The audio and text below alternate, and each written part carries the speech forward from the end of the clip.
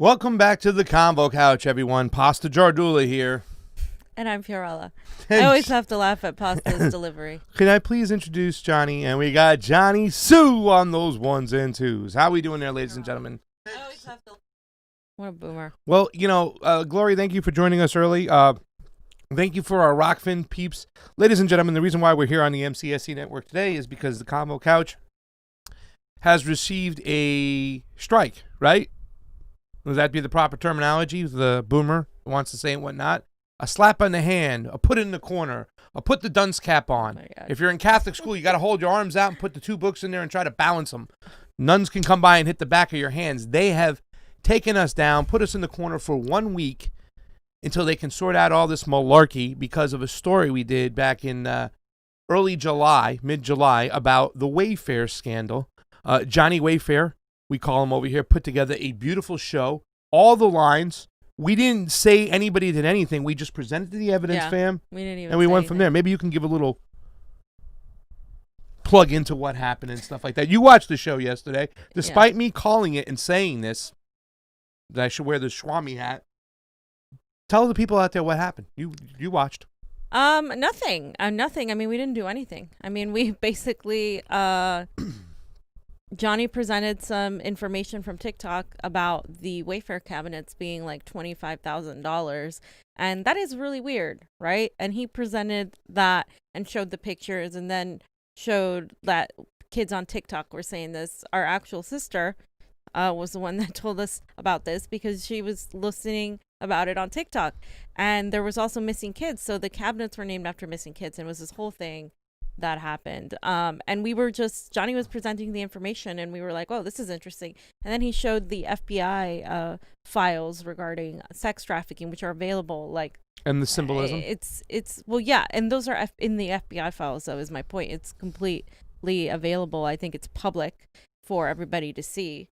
And then that's it. And then we called it. We said, well, this video is going to be suppressed, blah, blah, blah. But it got entirely taken down. So, I think, did you post it on Rockfin? Okay, so it's posted on Rockfin if you guys want to see it. It's free to sign up on Rockfin. Yeah. You can watch it. We also have a Medium article, a press release that Johnny wrote so beautifully. You know, he's not the only good English student in the family, obviously. It was beautifully written about what's going on. I'm going to get it out there. I was on Jason Burmis today. Tomorrow I'm going to go on Uphill. Fam will be on Niko later. We'll be on Graham's show on Sunday, Ron's show on Tuesday. Get the word out there, ladies and gentlemen, because this is about censorship. This is the thing, fam. Right. You know, I don't know if you know this. I'm a civil liberties guy. And right now, the chickens are coming home to roost because Pasta Jardula, one of the few guys on the left, I got to be proud of myself because, it's a right-wing conspiracy. You sound like a Trumper when you talk about civil liberties and stuff like that. I said no, and fam said it clearly. Once they take down Alex Jones, they'll come for us. Once they take down us, they'll come for you.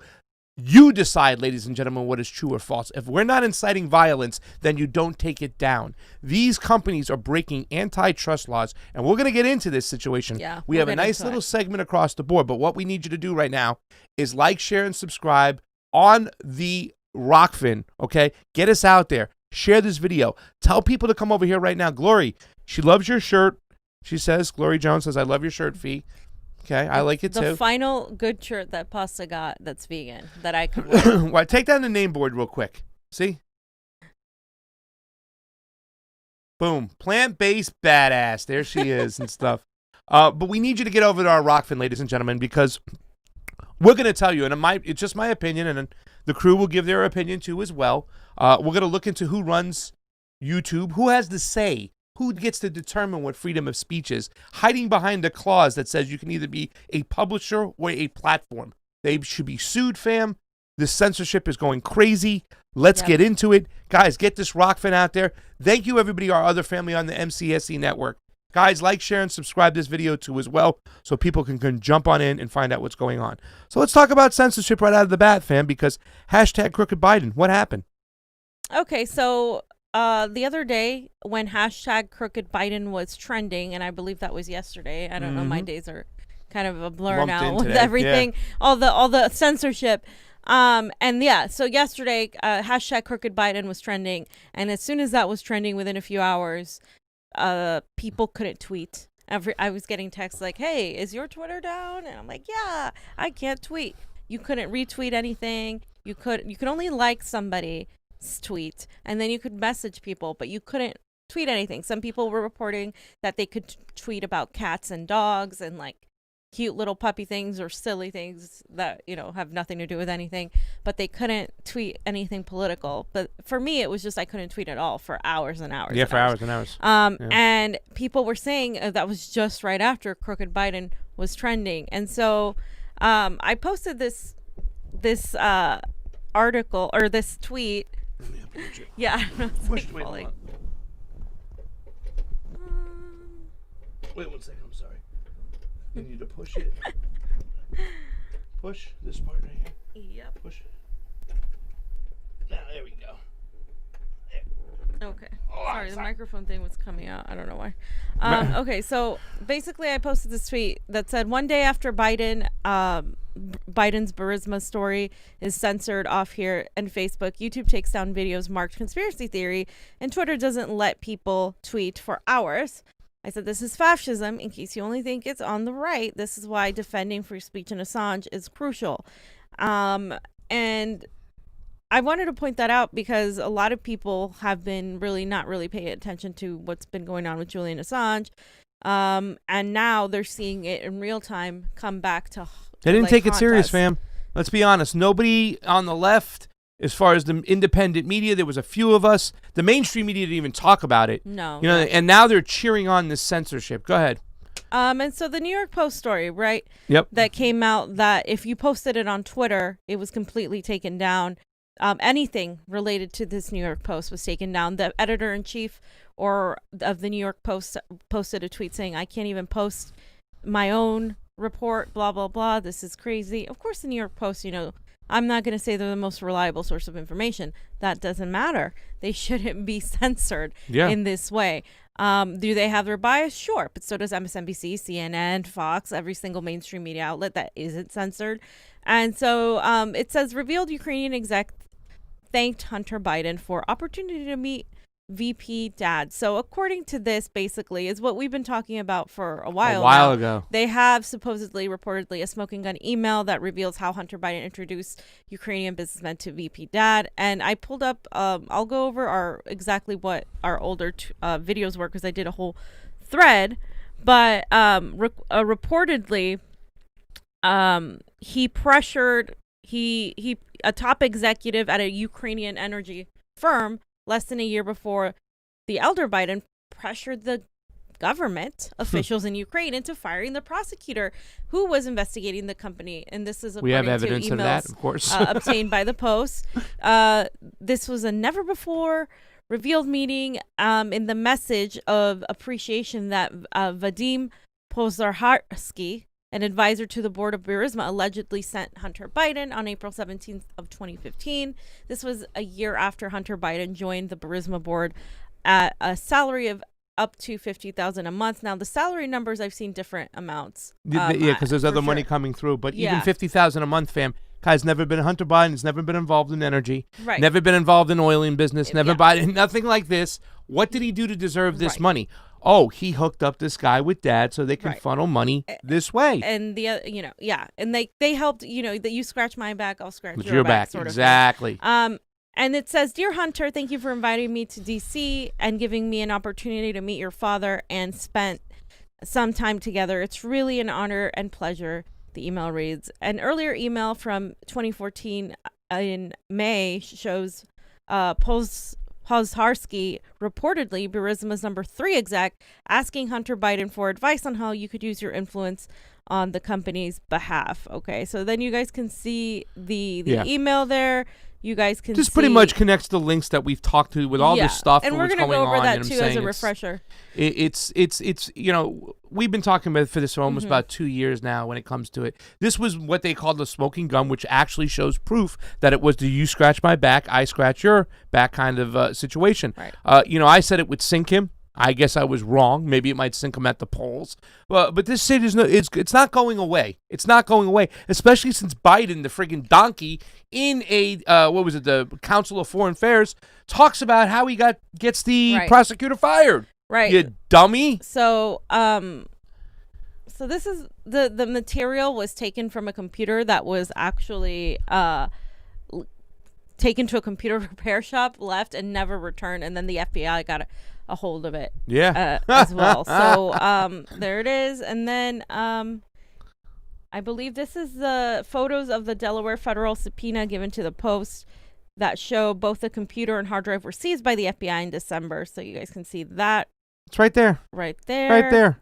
So there's no denying that we were talking about that they were probing into this, that they were So researching why take into it down, this. fam? And then, of course, Rudy Giuliani was involved. They gave it to Rudy Giuliani, a copy, and that's why he was involved in the leaks. Yeah. And remember, he went to Ukraine on Trump's behalf too after seeing this stuff to put more ties together. Yeah. And whether you like Giuliani or not, I'm not crazy about the guy at all. No, you know what I'm saying? It's not a situation where you can deny. He's got the paper right here. Here's the thing: are Republicans using this for to politically damage Joe Biden? Absolutely, of course. They're running a campaign against them, right? Like they're gonna use this. They definitely waited to use this until now. For obvious reasons. But like Pasta said, it didn't sink Joe Biden like he said it would, because, again, people aren't paying attention. People don't pay attention to foreign policy. The Democrats have an ability to frame it as conspiracy theory. But here is proof that over a year and a half ago, like around a year and a half ago, we had been talking about Burisma. We had many other videos on this situation, actually. But basically, I said the entire U.S. propaganda media is absolutely lying. We've been reporting on Burisma for over a year. Biden was one of several Democrats who provided U.S. aid to neo-Nazis in the Ukraine. He also helped out put Hunter Biden on the board of Ukrainian gas company Burisma as he was trying to stop a probe, as you know. And let's play the video as a reminder of what we were saying, in case it gets taken down. Joe Biden was Obama's front man in Ukraine. And he abused his power to get the Ukrainian head prosecutor, fired so he could put in his own friendly prosecutor that would drop the probe of corruption against this natural gas company called Burisma. Now, remember that name. Because the only problem is that Joe Biden's son, Hunter, is on the board of Burisma. Okay? So once they were free of conviction and Joe Biden was on camera, he just recently bragged about it again. He threatened not to give Ukraine, remember the side he backed in their coup. He threatened to not give Ukraine the billions of dollars in aid if they didn't fire this prosecutor right there. And then he was fired 6 hours later, and they took the case, the probe, and they shipped it to another division. And then after that, the money came going. U.S. bank records show Hunter Biden's American-based firm, Rosemont Seneca Partners, LLC, received regular transfers into accounts, usually more than $166,000 a month from Burisma from the spring of 2014 to the fall of 2015, during the period when Vice President Joe Biden was the main official dealing with Ukraine in its tense relations with Russia. So here goes Joe Biden abusing his power. And he funneled, they give billions of dollars of Joe tax dollars money, your tax dollars, went to Ukraine. And then they used this money, a piece of this money, to funnel it through a company to give it to Hunter Biden. Okay. Can I say something here and right off the bat? Because here's the thing that really sucks about this whole situation. Because a lot of people were like, "Oh, this Burisma situation, Pasta, you're making too much of it. It happens all the time, whatever, and it's not the worst thing that happened if it is guilty." No, it really is the side story to what really happened, where Joe Biden is guilty as sin, and that is he was the thumbs up for the regime change, where Western Ukrainians terrorized. Part of the Azov Battalion is one facet of it, which are actual neo-Nazis, which I say make the Proud Boys look like Cub Scouts. Actual neo-Nazis were funded, and thumbs up was given by Joe Biden to Victoria Nuland to have a bloody regime change on the Maidan, and people were killed. And we're talking about the people who are demonized are the people in eastern Ukraine who have Russian ties, who are pretty much the manufacturers of the country, who build stuff, the peaceful town people. They're simple people who are getting terrorized by the Western mentality of the Ukrainians that want to take over, and it's disgusting. And that happened at the behest of Joe Biden. And everybody else was carpetbagging along with it, including Nancy Pelosi with Paul Pelosi, including Adam Schiff with his his son-in-law, and you know what I'm saying? There were all these different ties. John Kerry, you know, everybody was carpetbagging and making their money and on a regime change, a bloody regime change where innocent people died. It also led to the bombing of that airline that we still haven't figured out, the Malaysian airline, where they're still trying to figure it out because it was a war zone over there. Yeah. And whether you like it or not, Joe Biden was the front man. He gave the thumbs up, and people don't talk about that. They're talking about this one little sliver of corruption of where he got his money through the situation, funneling it through his son. But the whole problem is now we're coming back to either another problem right now where they just crossed the line, fam. Okay. They've crossed the line big time. Wait, hold on, because that wasn't the next thing. The Yeah. next thing was the. Oh, you want to Adam play Schiff. that video? Wait. I wanted to also show the Adam Schiff. Okay, my bad. Thing, yeah, the whole thread. Because, And then play the video underneath it. I'm sorry, my bad. Okay. Yeah. So this is Adam Schiff's signature authorizing travel to the Ukraine. He was actually going to dinners and meetings regarding aiding the Ukrainian government, as Pasta said, with U.S. military support against Russia. Many meetings involved Igor Pasternak, CEO of the Worldwide Aeros Corp, a defense manufacturer. And over here, if you look at what actually he wrote, it's very classic Democratic Party. As a professional staff with the House Intelligence Committee, I have intelligence oversight and policy monitoring responsibilities. This educational trip will further my knowledge of ongoing political, military, and governance challenges in Ukraine and their impact in the U.S. and European allies. That's security interests. Code for regime change. Yeah. And by the way, Pasternak, through fundraisers over here, right around the corner in Burbank, at like $50,000 a plate, right, to come to give money to Adam Schiff's campaign. And he was and once again, Pasternak, what you just point out, he got the defense contracts inside the Ukraine once the regime change went through. Sorry, fam, I totally didn't know you want to show this stuff. This is great stuff. This is juicy. I love talking about this stuff. Johnny, play this video. Do you want to talk about this first? Or? I was just going to say Joe Biden was Obama's front man in Ukraine, so he used his influence to actually get rid of the head prosecutor, as you're going to see here, who was doing a probe into Burisma. Here, he brags, literally, how he threatened to withhold billions in aid unless they fired the prosecutor, which eventually they did. And I was supposed to announce that there was another $1 billion loan guarantee. And I had got... It's too quiet, so we're going to... We know the famous video. He goes, and I said, you're not getting the money. Well, wait, you're not the president. He goes, call him. Call Obama. You're not getting the $1 billion until you fire the prosecutor. And then he puts his arm and he goes, what do you know? They fired the prosecutor and they put in somebody reputable. Like someone that was solid, he said. Someone that was solid that wouldn't prosecute my son. Yeah, we can play later. I don't know why the thing we use doesn't let us increase the volume on Twitter videos, but I also wanted to add that this is directly related to what the West and their allies are doing, because according to Electronic Intifada, this was a long time coming. The U.S., Israel, and Western governments knowingly abetted and aided in training and arming neo-Nazis in the Ukraine. And you guys can read the whole article, but this particular part was extremely important to point out.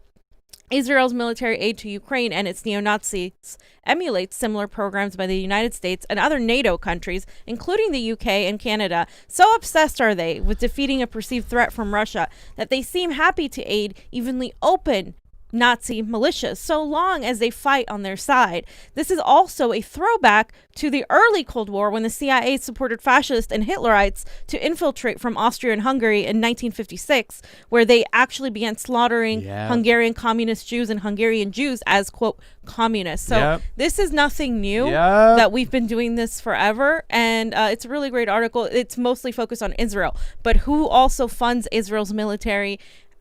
We do. And so that's what the Israelis are doing as well. All of our Western allies and NATO-backed allies. That's the thing. NATO has become a signature, a mark of the Western imperialism on every other country, especially in the Middle East. And this electronic Antifada kind of does the connections all the way back to right after World War II, during World War II and whatnot. It's called the Azov Battalion, and eventually it was Israel that ended up giving the most funding directly to that battalion. But the West knew these were, right out in the open, fascist neo-Nazis And they funded that. Well, like I said, they terrorized the people of eastern Ukraine near the Donbass region and all this situation. It's really a shame.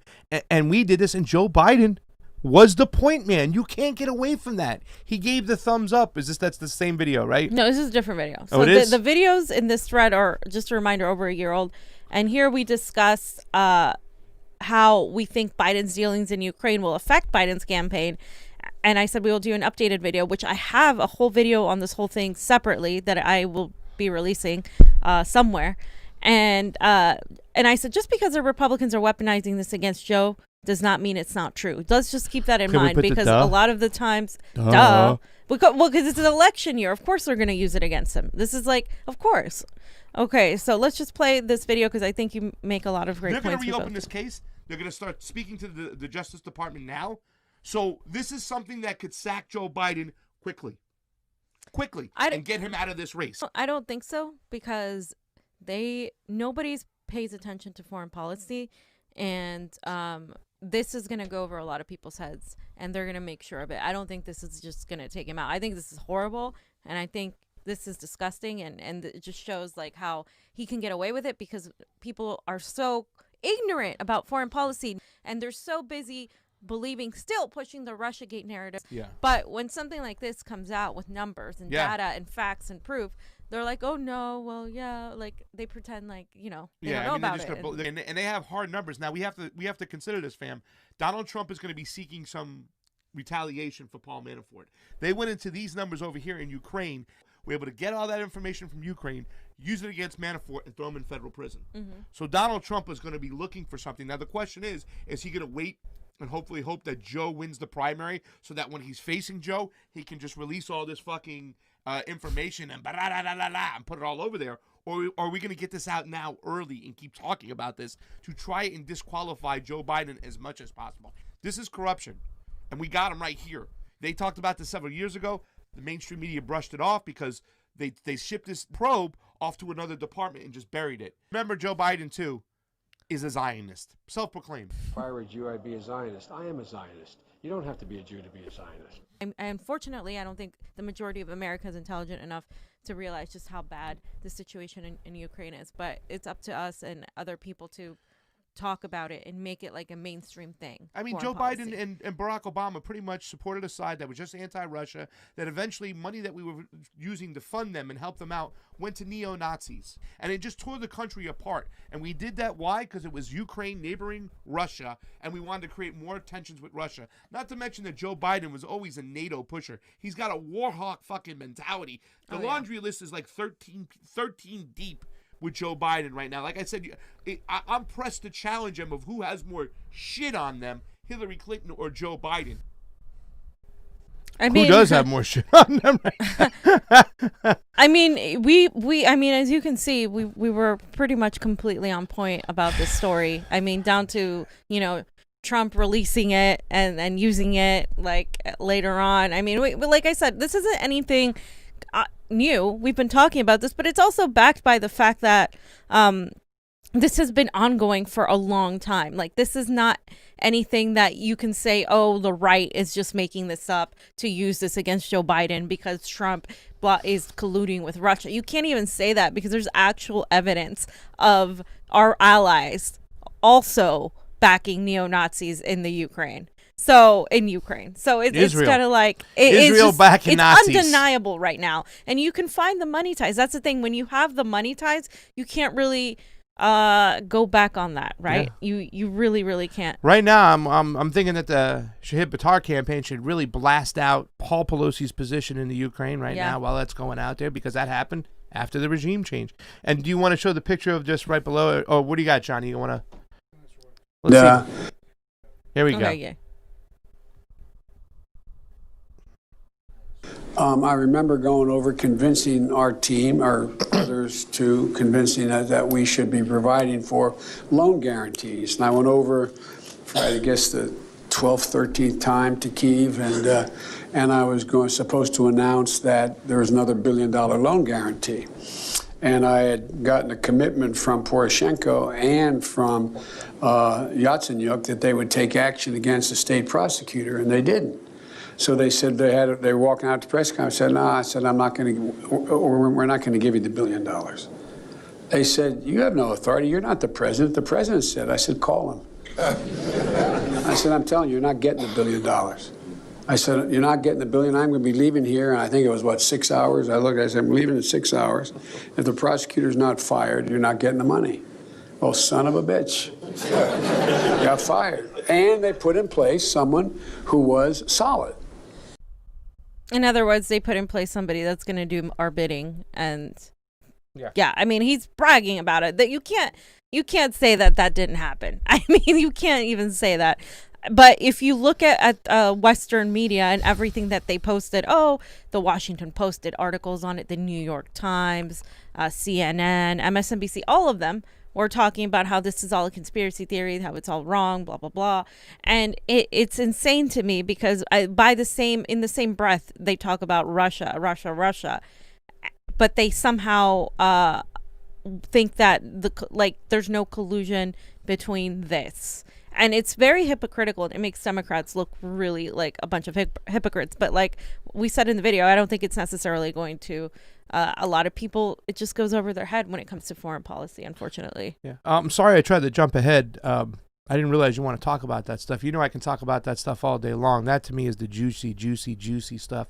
Why I pay attention to foreign policy. That Ukrainian situation did change me forever. I saw a coup happen in with my very own eyes. I followed Kevin Zeese. I followed Mark Sloboda and on Crosstalk because he was great from that region. And I learned so much. And I also learned about the media ties and how they go in, people like George Soros, and they start this independent media to speak against the narrative of what the state's going, and they kind of just flood the market, and they use media to change people's perception of the truth, you know what I'm saying? And they to get their own narrative out there, just like they're doing right now. And the thing we're talking about when it comes to this situation, when it comes to reporting stories like this, reporting stories like Wayfair, we just reported it, you know what I'm saying? Unless you're inciting violence, unless you're not, yelling fire in a movie theater or go out and kill somebody, they have no right to censor and take stuff down. Once again, it's not the government or Silicon Valley's job to decide what is right and wrong. It's free speech. You, the people, are out there to decide what's right or wrong. You put an article up, you don't like it, you make an opposing article against it. And the fact that a lot of people, especially on the left, who have been hoodwinked to say, oh, no, this is not true. Joe Biden says it's not true. Bullshit. It's because it's against Donald Trump. You're allowing censorship to go through because it's against Donald Trump. You're being hoodwinked with our elections. You're being hoodwinked with our civil liberties and what they are doing right now. I'm telling you, fam, the other day they crossed the line and there is no going back. That's why I wanted to put up Sagar's tweet right here. He said it so eloquently. This is what we saw the other day. Your tweet cannot be sent because the link has been identified by Twitter or our partners as being potentially harmful. Visit our help center to learn more. So right now, here it is. It's begun. This is a line they've crossed. No going back, ladies and gentlemen. And then the next day, the Convo Couch gets a strike on a Wayfair story.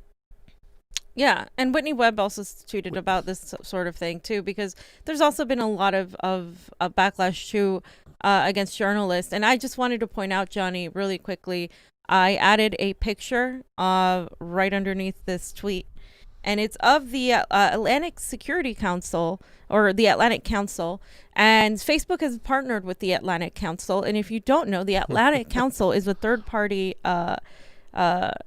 that helps them fight, corruption, and helps them fight all these things. But this council is directly related to the censorship. Mm-hmm. So I really just wanted to point that out specifically because, we're being censored constantly, and you have to know the mainstream media are ties with the social media platforms and the propaganda machines, because the Facebook's third-party checker, this Atlantic Council this Atlantic Council organization, are funded. Also, we're funded by Burisma. You can find the money ties to them. They were funded by the this gas company that was also tied to paying Hunter Biden. Yeah. So when you make all these connections, when you talk about these things, you have to know, like, okay, well, who funds who? Who worked on Kamala Harris's campaign?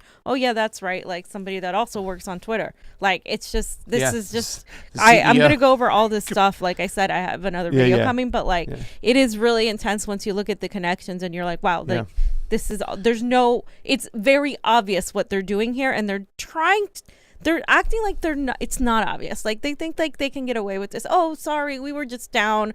We just so happened that one day after, the whole Biden Burisma story came out that you couldn't tweet or anything. It was just a coincidence that we were just down. It's like they're trying to make it so like nonchalant, but it's very obvious to those of us who've been paying attention. When you go to watch foreign policy shows like The Last American Vagabond, the Duran, Crosstalk, whatnot, and you see that and stuff, they always bring up the Atlantic Council and laugh because it's like CIA's friggin' paper, you know what I'm saying? Like that and the Washington Post with Bezos and everything like that. These papers, and the other day we saw, a pretty good activist retweeting something from the Atlantic Council. It's just so disheartening sometimes when you hit it on the nose. It's like the left, they don't care about foreign policy, civil liberties, and it's coming back to bite them in the ass, and it's coming biting them in the ass pretty hard, fam. So it's listen, we got to gear up for this. We got to stop this dead in its tracks. This censorship can really get out of hands, ladies and gentlemen. They're potentially trying to take us down. And after this next segment, we'll get into that even more. We'll show you some more lines. But real quick before the story, do we have anything before the story so I can tell people to go over to Rockfin? Guys, there's only 15 people on Rockfin. Hey, if you're on the MCSC network and you haven't joined up for Rockfin, Niko has a Rockfin over there. We have a Rockfin up there. Go over there right now. Subscribe, endorse us for $9.99 if you can. Endorse Niko for $9.99 if you can. Whoever you endorse, you get all their premium content across the board. Advertisement free, but more importantly, fam, they don't censor like YouTube does. You get everybody's content, not just the person you endorse. Everybody across the board. Advertisement free. So go over to Rockfin. I get in trouble if we don't have 20 people there. We only have 15. Just want to say hi to Fred Edward, Tony Humonic, Tom, Glory Jones, Rocky Bellinger, we love you, Teenage Yippie, Independent Left News. You got to go check out that Instagram. It's awesome. Glory Jones and the crew. Awesome. The website? They got a website. I check them out on Instagram. That's where I see them and stuff. They have these great things. USA is a criminal enterprise. Love you guys. You do great work. Thank you. USA is a criminal enterprise. Go over to our Rockfin. Help us out. Like, share, subscribe. Fam, I like hugs. What's wrong with hugs?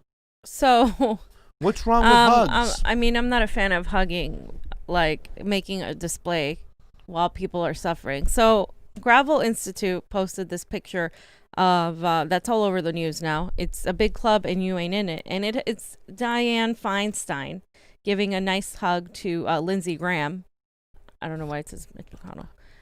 Lindsey Graham, but my friend Keith Anthony Sikora reminded us that it's a big club and you ain't in it. He quoted George Carlin, and he said, this is what happened. What happened at the end of the confirmation hearing for Amy Coney Barrett.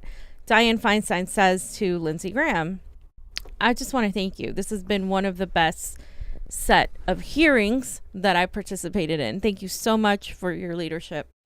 And people were really pissed off about this. A lot of liberals were actually pissed off about this. They're like, how can she hug a Republican? Lindsey Graham, blah, blah, blah.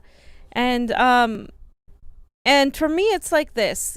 If you guys have a problem with that symbolic, hug, why the hell, do you not have a problem with the fact that this hug means very little? It's more like she hugs him with the legislation that people like her and Nancy Pelosi provide to the Republican Party. They provide zero opposition. That's why they're so nice to each other. It's like, okay, they'll see each other later at dinners. They'll see each other at each other's weddings, each other's little get-togethers. But they are friends. This is what you need. That's the bigger picture you need to know. Like, it's not even that it's a Republican versus Democrat thing, but it's that it's an oligarch thing. Like, it doesn't, like, there's no separation. At the end of the day, these people are going to be fine whether Trump or Biden wins, and the rest of us won't, whether Trump or Biden wins. And that's something you have to remember when you're out there and you're getting pissed off that she's hugging him. It's like, yeah, that's really shows her hypocrisy, but it more so shows the fact that there's really no division between the Republican and the Democratic Party. They're both fascists in their own right. The Republicans are fascists in the sense of going after people on like their rights on social issues, and of course haven't handled the economy well at all. Republicans or Democrats haven't handled the economy well at all either, and they're going through people at people via censorship. And this censorship is also a form of fascism, because if we don't get to speak the truth and we don't get to inform people away from the propaganda narrative that is fueling the information and polarizing people more and getting people to hate each other, then we're going to be in the losing end, because people won't get to access the truth of the things, because the mainstream media is a propaganda machine. It is not journalism anymore. So like, it is so important to note that this is one big aisle. It is one big party. And it doesn't matter if she hugs him. She probably has dinners with warmongers, just like George Bush has been coddled by the Democratic Party, just like a bunch of literally warmongering Republicans like Colin Powell and so many others were able to speak at the Democratic at the DNC, at the convention. Like, this is nothing new. This is the unison of the entire establishment and the oligarchy. This is what they want. This is the divisions aren't real, is the point. So let's talk briefly real quick about this situation, because I really want to just point out, when it comes to this the whole hearings to appoint this judge, ABC, Amy Barrett Cohen, whatever her name is, Amy Comey Barrett, ACB, whatever you want to call it, whatnot like that. Well, she's an originalist. And what an originalist is that they interpret the Constitution the way it was written and when it was written. You know what I'm saying? And that's where there's a lot of flack about that, because there's one particular case in 1905 that she just recently cited, which is Jacobson versus Massachusetts, where she went back to the kind of the mentality was written in 1905. So a lot of people get nervous when you have an originalist writing stuff like that, because they don't modernize the way things are today. You know, there's no internet back then and stuff like that. Constitutionalists. But but at the end of the day, what's really important to understand that it's really overblown, it's overplayed, it's overhyped about these Supreme Court nominations. You know, why we have to vote for Biden on the left versus the right, whatnot, because they're just supposed to be the referees. What matters most is the legislation and the laws that are made. Our Congress has been so lazy that they haven't decided to make laws instead of kicking things up to top to the courts. And she pretty much said in that hearing, you guys need to do your job. My job is to interpret the Constitution when it was written, the way it was written, what they meant, and play referee. You guys make the law. Which I don't agree with either. But either way, but that's the whole thing. If we make laws in our Congress, the judges will have less control and less influence on the way things go. Right. If we make laws. So we have to concentrate on getting our Congress straight, because they are the lawmakers, and that would make the courts irrelevant in so many cases that everybody hits the panic button and says, oh, you got to vote for a left person over the right person. Oh, you got to vote blue no matter who. It's about the judges. It's about the judges. No, it's about our Congress. Get a Congress. Tell them to stop being lazy. Tell them to make some friggin' laws, so therefore the judge doesn't have to come in there and be the decider. Rather, they can sit back and do what they're supposed to do. Be the referees. Be the referees. That's I sort of agree with that. I don't entirely agree with that. I mean, I think the Congress does need to make laws. I think they have. They don't. I think they don't. But I also think that like a judge definitely decides what is. They don't have to operate like she does. You know, the Constitution operating like that to me is idiocy, because the laws were written a long time ago. People change, things change, circumstances change. Yeah. It's natural progression that you amend things.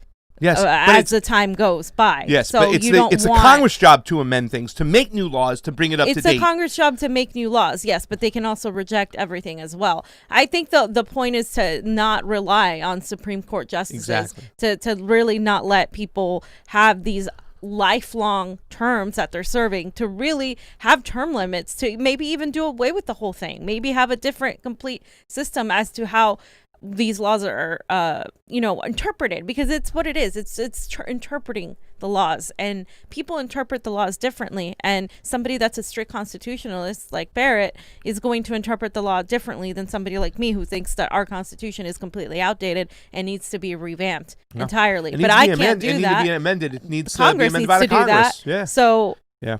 I mean, there is some truth to that, right? Like, I don't think it's all or nothing, though. I think it's both. And I do think the Supreme Court is important because of this moment.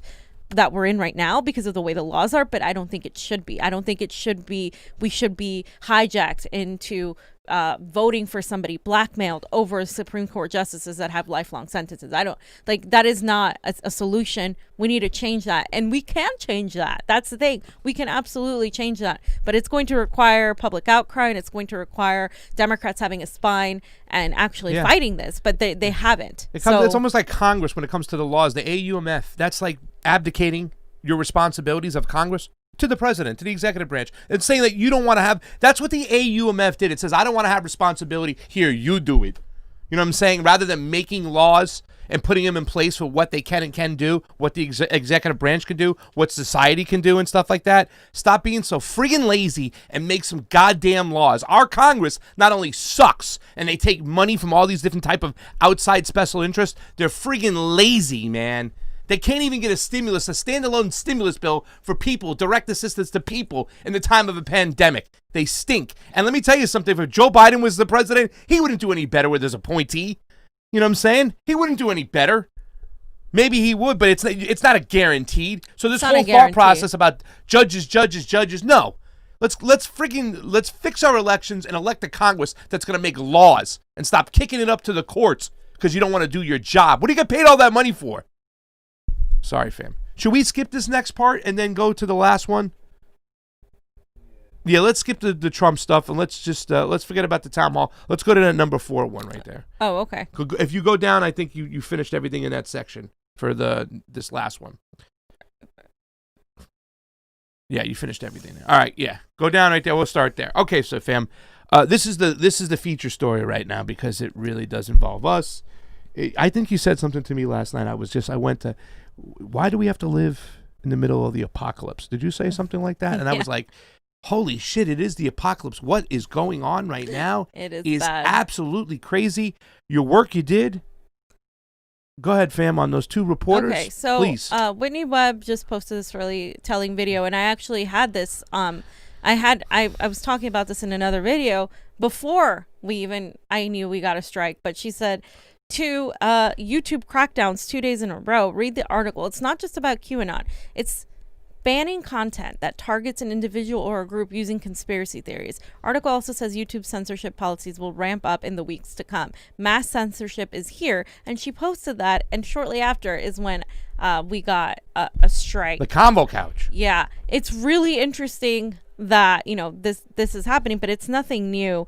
And she, Whitney does work for The Last Vagabond, but she's also on a lot of shows, and we were actually wanting to have her on, and then we got this strike, so it's kind of unfortunate. But the things that we were going to talk about were precisely the censorship, because this is like it's ridiculous. I mean, YouTube is going to crack down on channels based using the QAnon thing, but I believe it is also because of the elections, and they want to make sure that Joe Biden looks good, and they want to keep any sort of real things out, and they want to throw everything out because, like I said, I believe QAnon is a psyop, because I believe there's a lot of nuggets of truth that are embedded in this message board that's full of lies. And so because that's there, these people use everything to completely tag anything that is questioning the status quo out and market as conspiracy theory.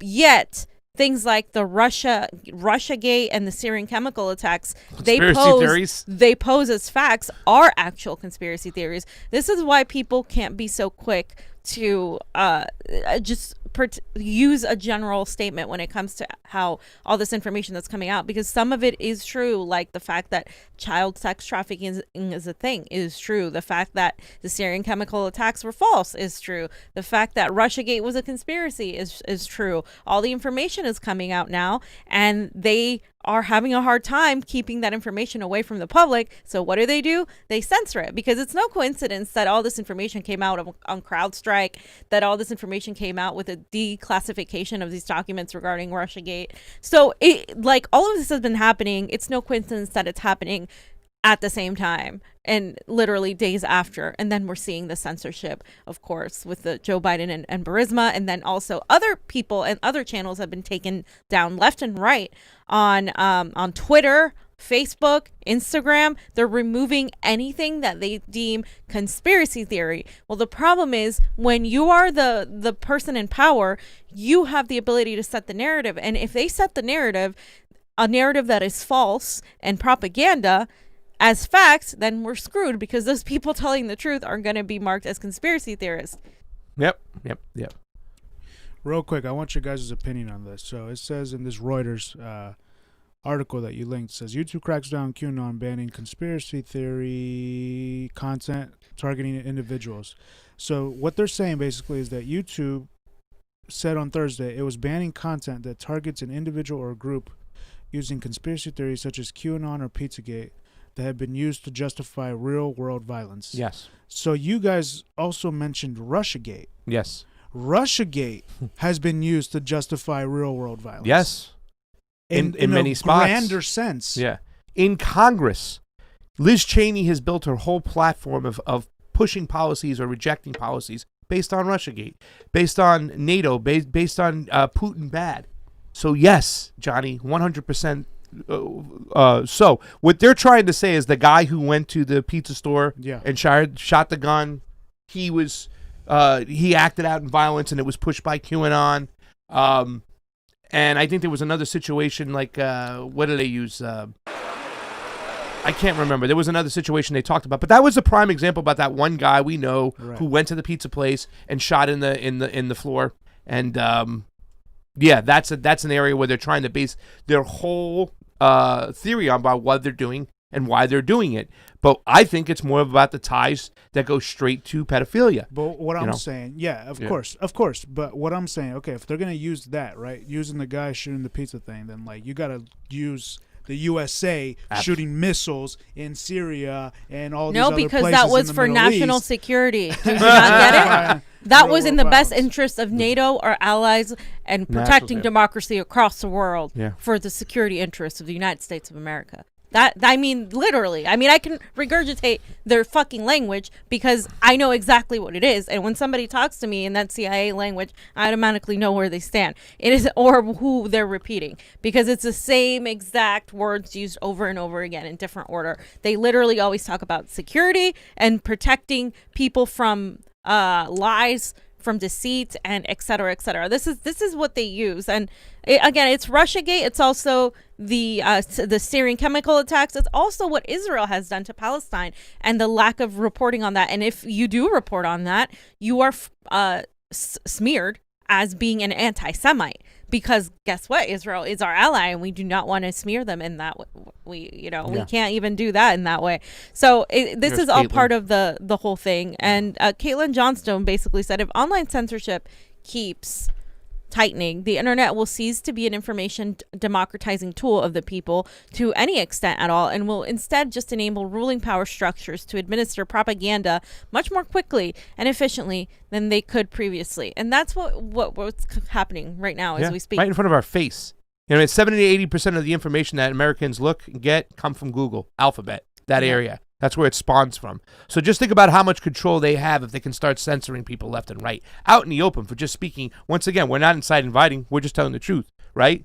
So, I mean, this is like Armageddon over here, ladies and gentlemen. That line has been crossed. We need to fix this. And there was stuff today on Twitter about Jack Dorsey already backpedaling on his decision or the company's decision to censor the Joe Biden, the Hunter Biden story. I mean, it's terrible. This is disgusting.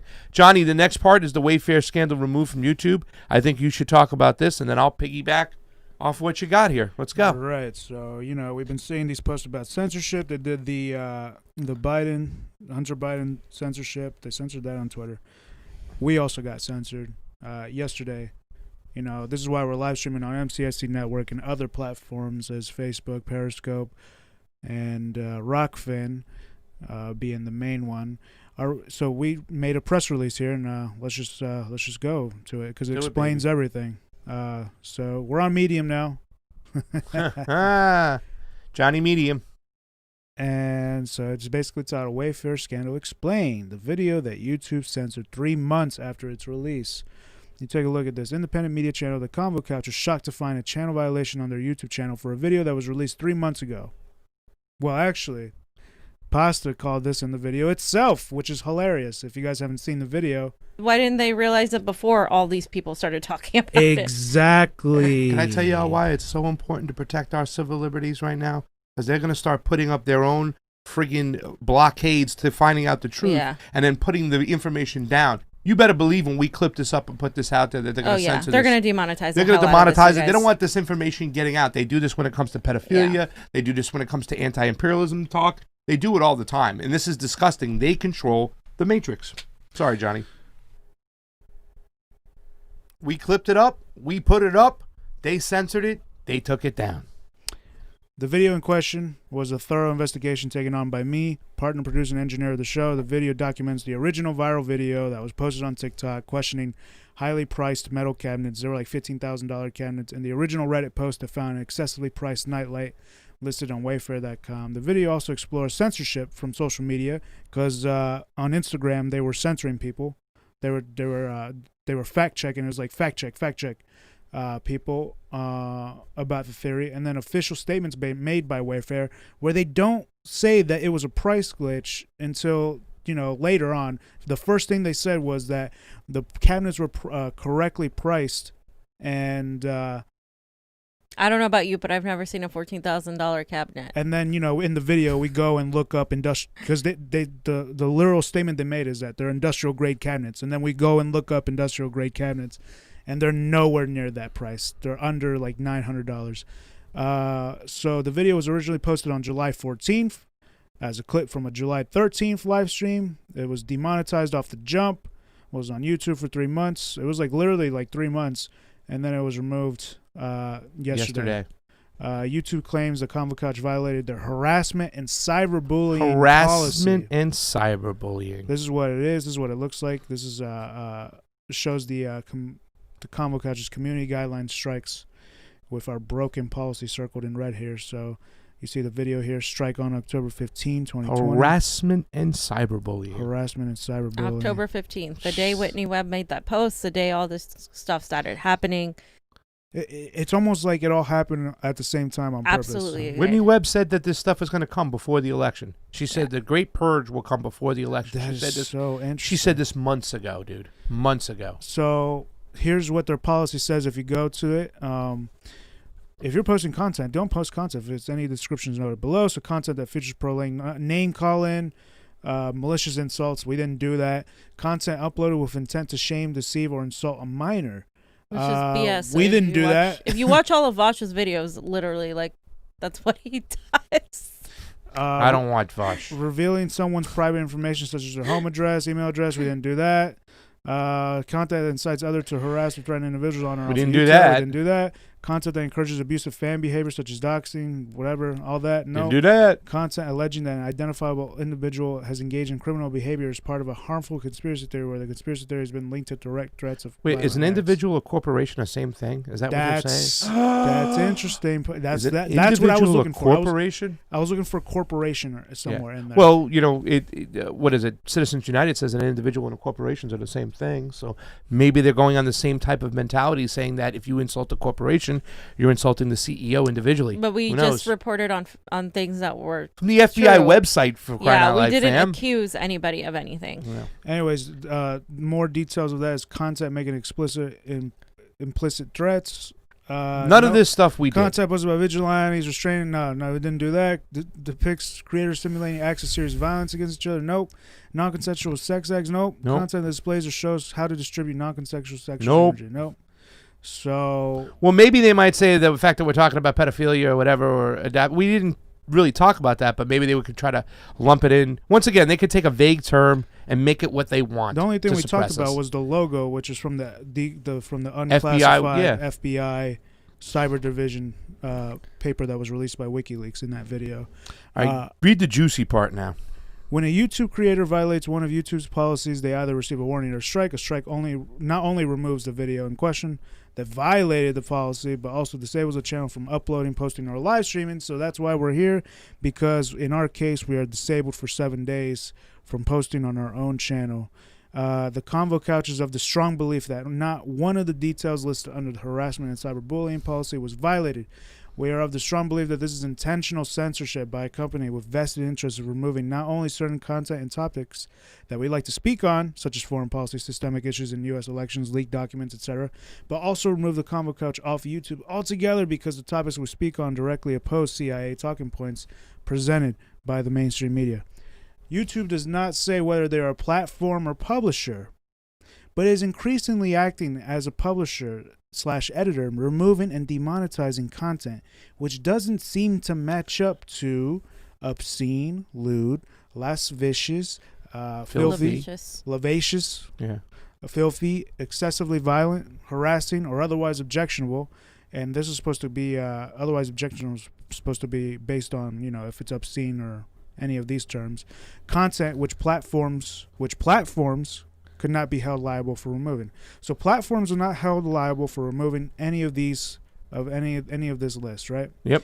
But right now, YouTube is granted legal protections under Section 230 of the Communications Decency Act, passed under the Clinton administration, while acting like publishers and editors, removing content that doesn't match up to the previously quoted list of types of content. Which Jen Perlman said we need to overturn that as well. With the whole, the Communications Decency Thank you, Bill Clinton. But that one amendment in there, that Section 230, clearly states that if you don't want to get sued, you have to act as a platform, not a publisher. You don't get to pick and choose winners and losers and which stories go forth and which do not. And that, if you act as a platform, you are not subject to be sued for stories that are wrong. You know what I'm saying? But they violate that in these antitrust laws right there, and that clause alone is the clause they've been sinisterly moving around, with shadow banning and their algorithms and what comes up next. That platform, that amendment right there, that section right there.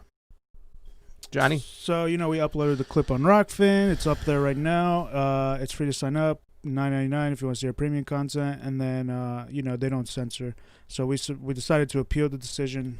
This is what it looks like when you try to appeal. Submit an appeal. This little box pops up, and then down here you can submit your appeal.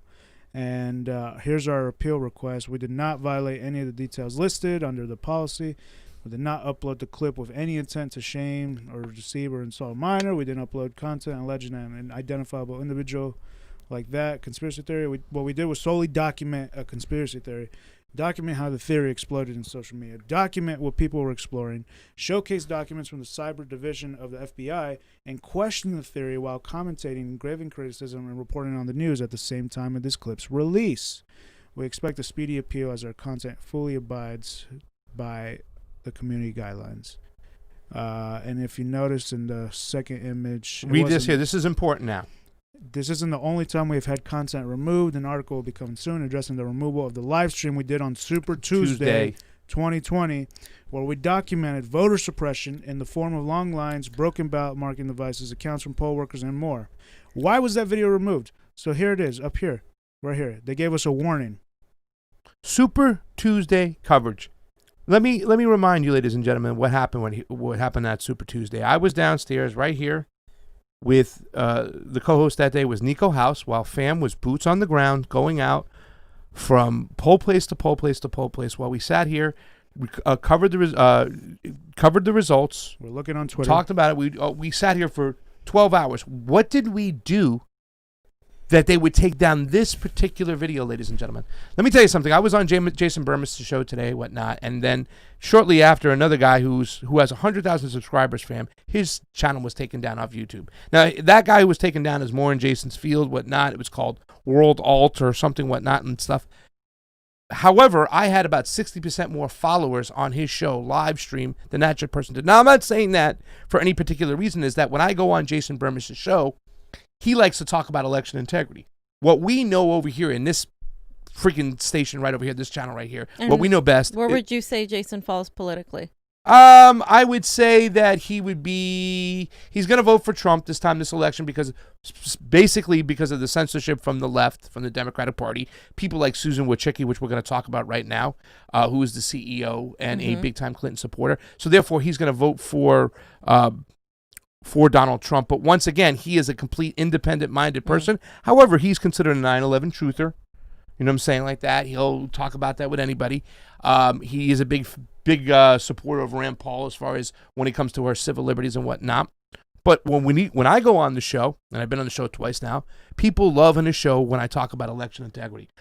They love the way I talk about the process of the elections because they don't understand it as much and stuff. That's our area of expertise. Our Super Tuesday show, you guys saw it, ladies and gentlemen. If you haven't seen it, go back and look at it. It's the best independent media show on the left, if you want to say, when it comes to covering these elections. It's our wheelhouse. It's what we know. Not only the MCSC network, when Niko House was with Jared Beck, and the most famous case where the DNC lawyer said that they had the right to cheat in the back room filled with cigar smokes, talking about the exact results of the elections and the way it was treated. You know, we're known for that. So when I start talking about elections over there and I started talking about the process, the systemic issues, people listen and they learn and they lean in. Now, what's that first strike they're up there for? Super Tuesday coverage.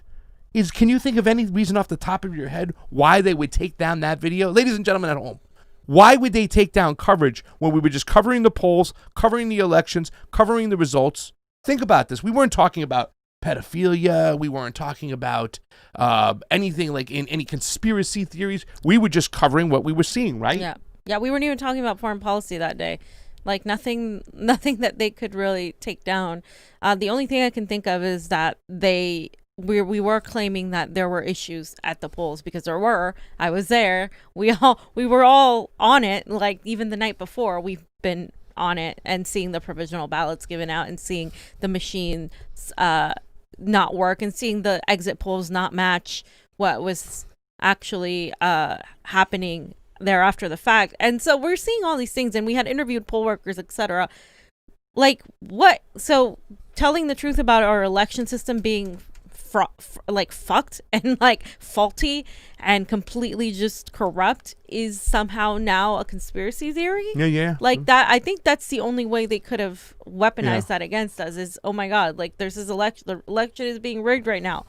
What's going on? Like why is this happening? That's the only way they could come at us, because if you look at their YouTube crap on the clause, and if you go at Twitter's, it literally says, at least Twitter, I know for a fact, is working in tandem with the DNC and the RNC to make sure the things that are being said are valid. Again, let me repeat that the Twitter rules and its policy says that they're working with the DNC and the RNC. They're working with both of them. So I don't know what to tell you. I mean, they have a vested interest in making sure that the narrative that comes out is what you hear, not necessarily the truth. And we were trying to tell the truth because we thought that's what journalism was. But I guess in America, we can just have propagandism is what we have. Yeah. I think that Johnny's trying to look at the guidelines, or the guidelines when it comes to the voting thing. And I've been saying this, ladies and gentlemen, election rigging is a bipartisan practice. It's like a cartel. Cartels in certain areas will cheat depending on if they have the Secretary of State or the contracts in their hands, right, or what's going on. You know what I'm saying? Like that. It's very complicated in a certain way to where when you start looking at the systemic issues of our election, and they are systemic issues. When I think his name was Bill Frist the other day, who was on Larry King, who was an ex-senator from Tennessee or whatnot, and he was saying, oh, these people out there who say that our elections are messed up, they don't know what they're talking about. Our elections are sound. Like, no, they're not, ladies and gentlemen. They are bad. From the tabulation part with the proprietary software that gives us the official results is so bad because it's proprietary software with no audit power. There's a 1% audit in Los Angeles. From the suppression of the lines, the broken machines, and the e-poll booklet situations where people aren't in the proper e-poll situation, and these primaries that have been a joke, to the absentee mail-in ballot contracts. They're not made by the registrar here in California. God bless you. We have a third party we contracted out. So when we were taken down for this particular situation, we understood that, right, well, it's when it comes to the election, they're going to try to suppress it, especially when you have people like the CEO. Now, this is the CEO, Susan Wojcicki, of YouTube. Johnny, did you find something you want to show? Yeah. So okay. He just wants to show you this now. So yeah, here I am on the. This is crazy now, ladies and gentlemen. This is community guidelines, right? So they made it general because last time it took you directly to the spam and deceptive practices. So I went there. Last time it took you to this page, but they made it more general for some reason. And they just said, you just violated our rules. But then I remember last time when we looked at it. Look at this, ladies and gentlemen. I stumbled across this. It says you're not allowed to post content aiming to mislead voters about the time, place, means, or eligibility requirements for voting, or false claims that could materially discourage voting. They're saying that it's false. Who says that it's false? Well, they want to control the narrative. They want to control the results. So let's take a look at this video right now. Here is the CEO just the other day, Susan Wojcicki, on the elections. And we're going to pause this as it goes along. This, to me, ladies and gentlemen, is frightening. Poppy Harlow. Biden prematurely declares victory, and they or their campaign or someone posts that video on YouTube. Will it stay on YouTube, or will you take it down? You know, it's really hard to talk about hypotheticals because we would have to actually look at the video. But you know, we certainly are going to have very clear guidelines around that, and we're going to focus to make sure that we have authoritative information coming from sources like the AP, for example, that would be having that trusted information. And that's what we will continue to refer people to. But we certainly will look at those videos, and if we think they're violative, and we will take them down. All right, stop. Who decides on election night? All right, stop real quick. Just right off the bat, fam. Authoritative people. All right, now let me tell you how elections work. It's not the AP. The AP doesn't get to make the final say. They're not the body, okay? They're just another media outsource that reports on stuff like that. But the results come in. They come into different newspapers that might be connected to it, that have, different elected officials. When we were up in, what was it, Hearts? Well, most people get it from the AP. That's They the problem. do get it from the AP, but that's not where the results necessarily come in that are official. They're just trying to make AP the official results and stuff like that. There are other because sources. In this world, AP is the official It is, source. but technically they are not the governed body that decides to get the call when it comes to that. But here is YouTube saying nobody else can make a call. If you make a call, so say we're plugged into Washington, whatever, and some Washington newspaper for this county reports and calls the results, and we call it before the AP calls it, they can literally take down our stream. Okay? They can take down our stream. There's no science to this which allows them to technically do it. Once again, the AP is not the governing body that decides to get to what to say. They're not. So the fact is they're going to say whatever other source you have, if YouTube doesn't like it, we're going to stop your stream, we're going to pull it down. Especially if it's talking about the other guy, we don't want to let people know he's winning. So they're going to suppress, and you better believe if they took our Super Tuesday down and they just went after the Wayfair thing, that they're looking. Because watch what happens right over here. Watch what she says and how they're doing this. This is disgusting. Who decides on election night? We have virtual war rooms to make sure that we have all the right people. We can make those decisions very quickly. We have people who are scouting the internet. We have intelligence desks. When the election closes, we will no longer be taking any election ads, and we think that will actually make that will be an important area for us to ensure the integrity of the election. But ultimately, though, is it going to be? All right, so they have scouts, Johnny. They have people out there looking, scouts. They're going to make the decisions fast. In other words, whatever they deem to be rule, we're going to make it fast. We're going to take you down, and we'll make a decision later. Now, that might seem like it makes sense. We have to take it down. We'll hear their grievances later, and then we'll put them up. Oops, we're sorry.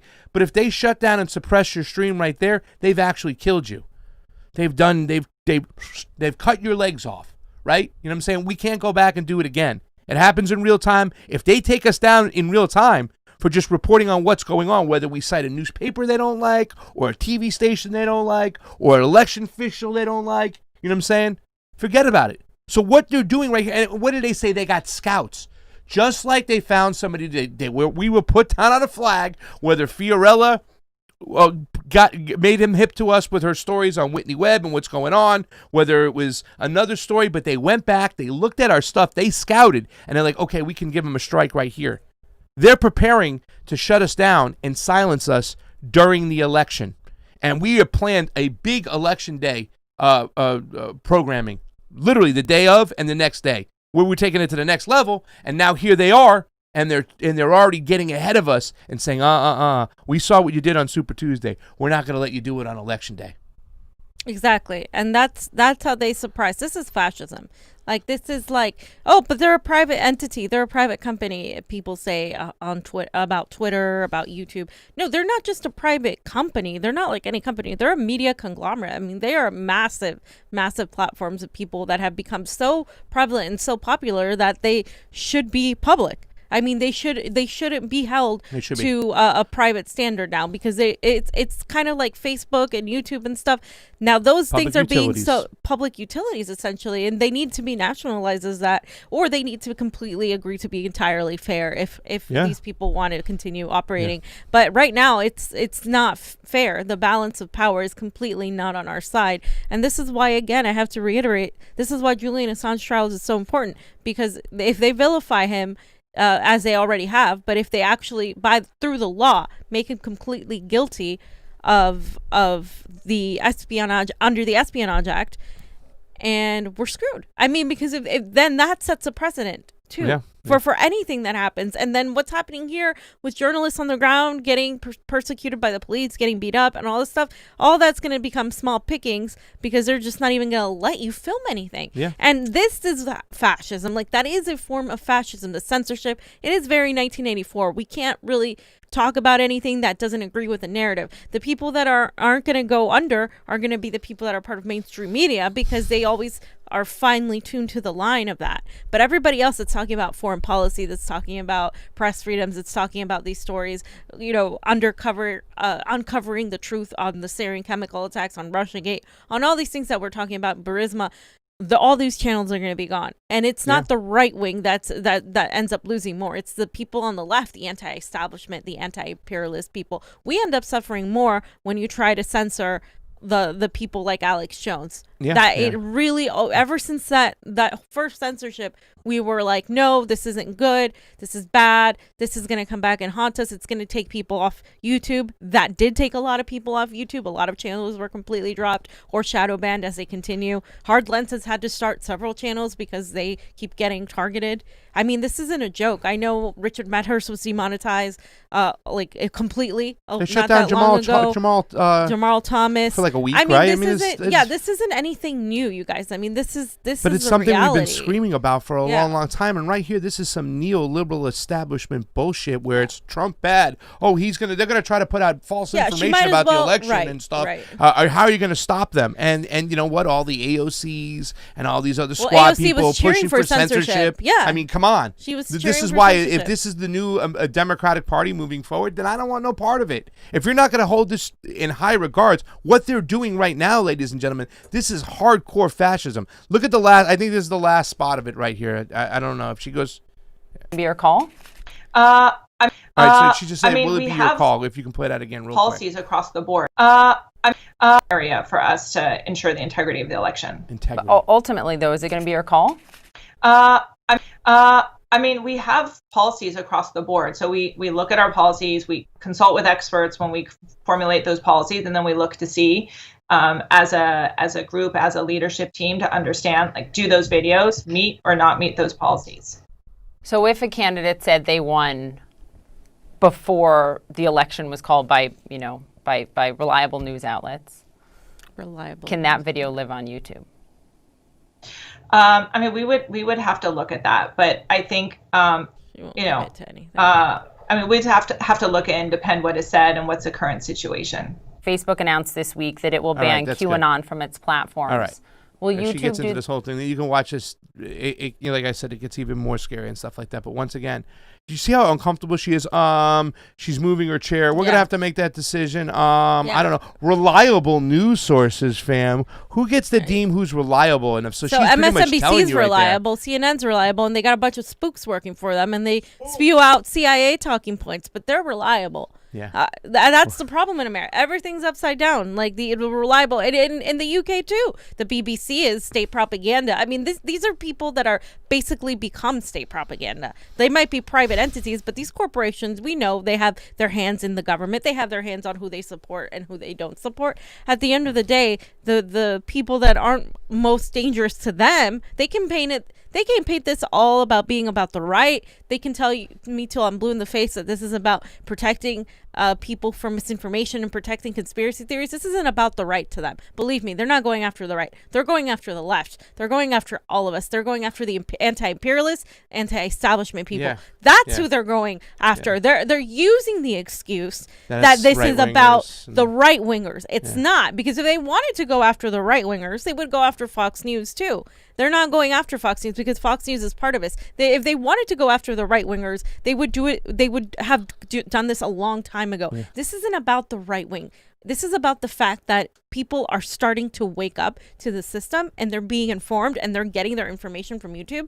So now they're like, oh shit, we need to do something. We can't have these people undermining our narrative, getting real information. We can't have that, because then they're going to realize we're all a bunch of paid hacks that are propagandists for the CIA and the military industrial complex and the security state. So we can't have that. We got to vilify these people. We can use the excuse that it's going to be about the right, but let's get all these leftist channels out. Let's get all these people talking about foreign policy. No. That's like a threat to our national security. We can't have that. And that is what is happening right now. It's funny because we've been flagged for Super Tuesday elections, and we just heard Susan Wojcicki just talk about how they're going to take people down, reliable news sources, whatnot. They're going to make the call. I mean, it's just disgusting. Reliable news sources. It's not up to them to play God. It's not up to Silicon Valley to decide what's freedom of speech is. Now, don't tell me it's a private company, because they're blowing out those antitrust laws, and they're completely avoiding those whole situations when it comes to, you know, that amendment there, or that section which says you have to make a choice. Are you a publisher or a platform? They're lying. They're being sinister about it. And just take a look at Susan Wojcicki's political campaign contributions 2016. Go down a little bit, John. Let's see what's up there. Go down. What? Wait. Oh, wait. What? What's that one? $50,000 to the Hillary Victory Fund. So the CEO of YouTube gave $50,000 to the Hillary Victory Fund. $50,000. And isn't it funny that Hillary Clinton fixed the 2016 primaries, so you can't talk about elections? Oh, no. They'll suppress you for that. Oh, we have the whole thing with Epstein and her husband there on the island, and you can't talk about pedophilia. That's where it's coming from. The Democratic Party, Hillary Clinton, still running stuff, fam. Still running. That's why they signed that media bill into law and stuff like that, so they can control it. And what's happening now is disgusting. It's sickening. And if there was a situation where it's fair and balanced and they wanted to take a story down, they would have a system where they would call you and say, sir, we're going to have to remove this there and have a conversation about it, or be open about it and let you have a fair appeal process. They don't do it. They just flag you, put you down, and usually they're very vague, right? So Johnny just pulled up a situation where they were a little bit more specific when it came down to the whole election thing. I wish they were more vague, because I'm really pissed off that they can take you down for covering an election. Yeah. So we're screwed, basically, and people aren't paying attention to Assange. And this is why, because now this fascism has come home. Like, this fascism is here, and it's going after independent media with the excuse of going after conspiracy theorists, and they're using the typical gaslighting psyop, where they're saying that what they say is truth, even though what they're saying is conspiracy theory, and what we say is conspiracy theory, even though what we're saying is the truth. And so when you discredit somebody and you put them as unreliable, well then, you win, and they have all the power right now. But I think if people realize that this isn't about you being necessarily on the right or left, this is about the anti-imperialism and the attack on the status quo. Because at the end of the day, like I said, if they really wanted to get rid of only conspiracy, that we wouldn't qualify as conspiracy. Like, what is conspiracy? What conspiracy is Russiagate? So you would have to get rid of MSNBC, a lot of their videos, a lot of the CNN videos, all the mainstream media, all of these people. You'd have to get rid of all of them. And why you can leave our stuff up and not take your stuff down? Just be fair across the board. Like, okay, let these people put out their. If they're not inciting violence, if I'm not Charles Mansoning the whole situation, all right, and I'm not telling people to go kill somebody, then you can't take me down, because it's not up for you guys to decide whether it's a private company or not. There are laws that are in place, and there are laws to protect us. The very few laws we have, they're even crapping on that, fam. And listen, true colors are out there right now. How can you say that Susan Wojcicki is not going to be biased? She gave $50,000 to the Hillary Victory Fund in 2016. We'll see how much she gives to Biden when it comes out. Yeah. Yeah. And I just want to say, if you've noticed in the last few, I don't know, maybe a year, a lot of politicians starting YouTube channels and podcasts and all of that, that's because they're getting completely exposed via the podcasting world, via the YouTube world. So they're like now trying to seep in. Corporate media is trying to make their own shows and trying to like get people from the neo-progressive, like the Mehdi Hassans, to go on their side to be like, oh, see, we're progressive now. We're expanding our access. We're bringing in the TYT folks of the world. So we're progressive. They're trying to put their claws into this outlet, which was initially for independent people, like independent-minded people. Now YouTube has turned into a very democratically controlled, and not in a good way, like like a fascist, like faux democratic owned company that is like pushing their own narrative. It's not even about, I wouldn't say they're Democrats, I would say they're establishment. 100% establishment. And it's really a shame that a lot of people on the left are being duped into censorship. And cheering for it just because it's Donald Trump bad. It really is. It's like, this is the area where it's like, wow, when they lean on emotional reactionary people who wear their heart on their sleeves. Once again, and I talked about this the other day, the neo-progressives, that you guys are really compassionate about what you do, and I am for it and stuff like that, but you got to dive deeper into the nuances of politics and law and what's going on in policy more than anything. Fam, I got some good news. There are 30 people over on the Rockfin. Nice. You guys have just helped me out. People like Fred Edwards over there. Some new people. Free Assange, please. We will. Andrea's over there. Of course, Fred Edward, Glory Jones, all those cool people. And also somebody, Tom, just plain Tom. Larry Chavista, Chino Chu. But look at this person, Otis Buckley. Respect, fam. While I hate to say it, Biden is going to win. The pro-black community is split now. I'll try to explain why it's a mistake. But I think it's gotten a little bit too big. I should have done more, but I still see a golden opportunity for 2024, and I will address it tonight. Otis, I think you're wrong. I think unless they can stuff the ballot box, as 31 followers on Rockfin, keep it coming on Rockfin, unless they can stuff that ballot box, unless they can cheat their way to a victory, Biden's got no shot. He's got 12 people coming to rallies. You just saw Johnny was watching Ocala today. People will run over each other to go see Donald Trump. The people who love him, and they're going to show up for him. I don't see anybody getting excited for Joe Biden. Biden has zero momentum, you guys. I firmly believe that the mainstream media propaganda is framing this like Trump is losing and Joe Biden's winning, but I don't think that's actually the case. I think if they actually were unbiased, you would see more of a closer race and you would see Trump having the upper hand, but they're not showing that at all. So hi J9 Campbell and Carrie Daly. Fam, we got 34. We need more of this, because listen, this is the platform we got to matriculate to, because they are on our ass on YouTube. They're on a lot of people's ass on Twitter, YouTube, all these places. So we got to find platforms that are not going to censor us. This is our saving grace. Please come over to the Rockfin. Thank you very much, ladies and gentlemen. We're almost 82 minutes into it. We got more shows to do. Johnny? Yes. No, I'm going to go on Niko House's show shortly. So I will see you guys there. Darren Levy, Super Chat contribution, says ex-president Nicolas Sarkozy has been indicted. Yes, I saw that, Darren. Thank you for the Super Chat contribution. Thank you for always joining us. He usually goes over to the Rockfin. Ladies and gentlemen, we'll see a lot more of us. Even though we're have a strike right now, we'll be down for a week. We will be back. You'll see us on other outlets. But please, do me a favor. Go to the Medium story that Johnny put up. Share that. Get that out there. Share with as many people as possible. This affects all of us, ladies and gentlemen. If they have the keys to the kingdom and they control the narrative, they're going to keep their boots on our neck for a long, long time, and the truth tellers will be thrown in jail, just like Julian Assange. And please subscribe to our channel if you're not already subscribed. And we also have a PayPal and a Patreon. We're going to continue doing this work no matter how many times we get surprised. So please, if that's the way you can support us, please do. Please, thank you so much for Pasta Jardula. Fiorella. Johnny Sue on those 1s and 2s. Combo out. See you. Bye.